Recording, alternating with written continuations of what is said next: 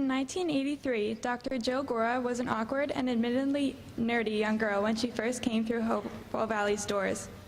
Like many 14-year-olds, she was finding her way through life as much as she was finding her way to her locker. But over the next 4 years, Hopewell Valley would give her 3 important gifts that would ultimately change the course of her life: a rigorous academic experience, the courage to lead, and a passion to serve. The strong academic tradition at Hopewell Valley fueled Jill's fascination for science and medicine and challenged her to be a lifelong learner. She graduated with honors from Boston College with a Bachelor of Science degree in biology and pre-med in 1991. From there, she earned her medical degree from the University of Medicine and Dentistry of New Jersey, where she received several awards for academic excellence. Jill completed her residency in family medicine at Overlook Hospital in Summit, where she served as chief resident. A strong Hopewell Valley work ethic, coupled with the unconditional love and support of her parents, Joe and Judy Ann Kowalski, and her older brother Jeff, helped make her achievements possible. When Jill wasn't studying, she was singing with the chorus and enthusiastically involved with Hopewell Valley's performing arts program. Landing the lead role in several plays and musicals gave her the courage to get up on stage in front of others and have a voice.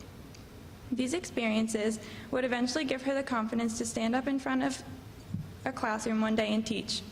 After college, this desire to teach led Jill to Nativity Prep, a school for boys from low-income families in Roxbury, Massachusetts. Located in one of Boston's toughest neighborhoods, she signed on to volunteer as the school's science teacher. In exchange for her teaching, she was given room and board in the same troubled neighborhood in which her students lived. There, she witnessed firsthand the violence and generational poverty that plagued this community. But it was here that she met the underprivileged and underserved, and she fell in love. It was during her year at Nativity Prep that Jill decided to commit her life to helping others, and she knew this could best be accomplished through a vocation in medicine. Jill's interest in teaching has remained a common thread throughout her life, but instead of teaching middle school boys, she now teaches young doctors in training. She currently serves as assistant director of the Somerset Family Medicine Residency in Somerville, New Jersey, where she teaches a team of 21 resident physicians each year. She also serves as clinical instructor at Rutgers Medical School, where she teaches first and second year medical students the art of medicine. Her students say that they've learned the most by watching the way in which Dr. Gora meets each patient right where they're at and treats them with reverence, compassion, and the utmost care.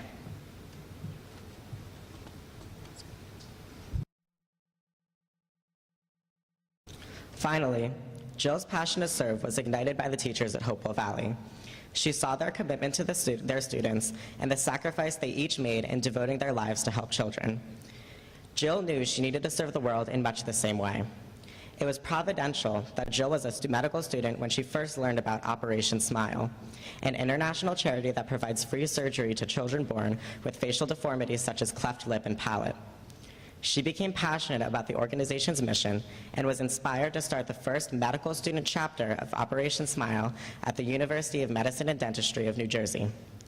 In her senior year, she volunteered on her first medical mission with the group, traveling to Iligan City in the southern Philippines.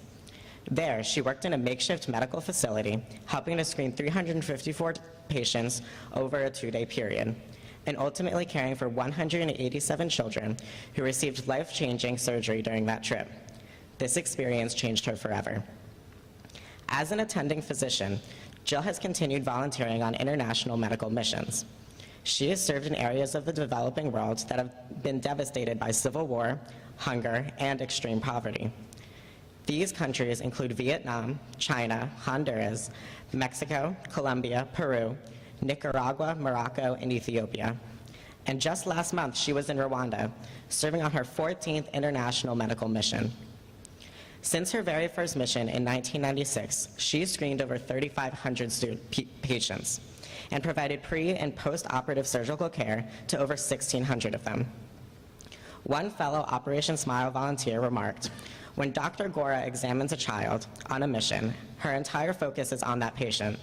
Despite crowded, noisy, and often chaotic conditions, it's as if nothing in the world exists except for that child in front of her."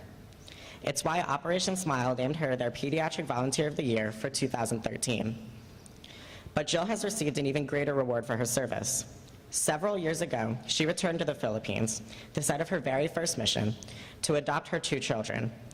Aaron, age 12, and Joseph, age 10, have given Jill a whole new dimension of love and taught her much about life. Jill sees her faith in humanity and the goodness of all people reflected in the eyes of her children. It has inspired her love of the poor and belief that their lives have value and meaning, and that all people deserve to be treated with dignity and respect. Without the extraordinary support of her children, family and friends, and the academic foundation that she received at Hopewell Valley, she could not do this work. She considers serving the world in this way to be life's greatest honor. Congratulations, Dr. Jill Gora, on your induction into the Hopewell Valley Central High School Hall of Fame.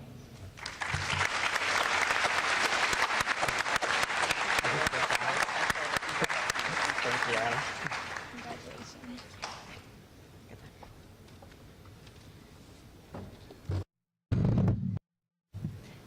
Abey and Caleb, thank you so much, and thank you, Mr. Duer.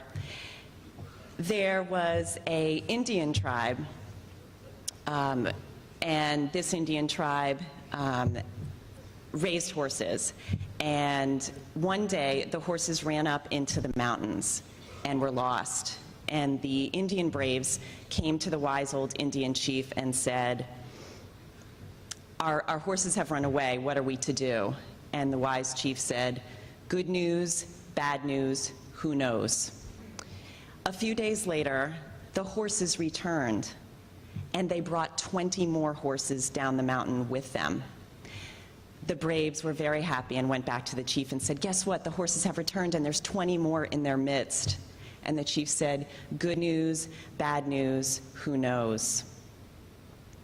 A few days later, the chief's beloved only son was thrown off one of those horses and badly injured his leg. And when the braves told the chief about his son's injury, he replied, good news, bad news, who knows?